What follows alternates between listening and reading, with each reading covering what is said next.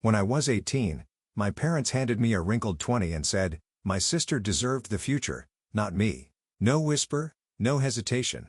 Just a verdict in the rain. My father's voice was steel. My mother's hand was cold, and the door clicked shut behind me like the world had decided I wasn't worth keeping. I stood there soaked to the bone, suitcase at my feet, the porch light dying above me. 5 years later, that same light flickered again. Only this time, I was the one behind the desk, and my sister was the one asking for a chance. Before I tell you how the circle closed, tell me, where are you listening from? So, I know I'm not the only one who's ever been told they didn't deserve a future. Our house in Bloomington always smelled like lemon cleaner and engine oil. My mother's obsession with appearances and my father's with control. From the outside, we looked normal. Inside, we were a quiet hierarchy with my sister Leah on top and me somewhere below the fold. Dad Martin Avery ran a small auto shop after leaving his teaching job.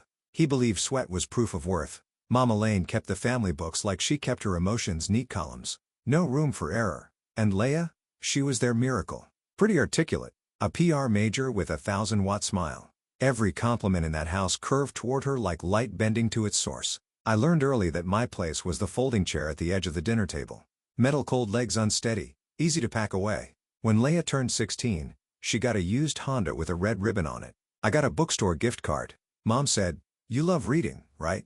I said, "Thank you," pretending the word didn't burn. But the day the envelope came, the one with the blue university seal, I believed for a second that the script might change. I had worked after school, tutored kids, fixed old appliances just to save money. When I tore that envelope open and saw congratulations, I thought maybe they'd see me. That evening, I stood in the kitchen holding the letter like a flag.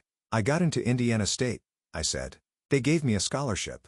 It's not full, but Dad didn't even look up from the newspaper. We can't pay for 2 tuitions," he said flatly. Mom sighed, sorting bills on the counter.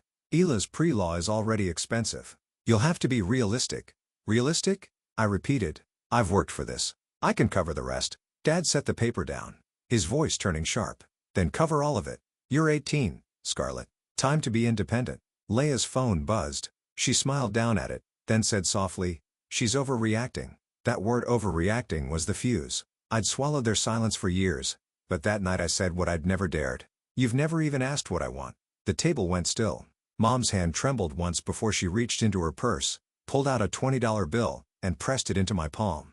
"Be independent," she said. Dad didn't look up again. I packed that night, 1 suitcase, a few notebooks, my acceptance letter folded in my jacket. When I walked out, rain had already started. Leah stood at the window, her reflection blurred against the glass.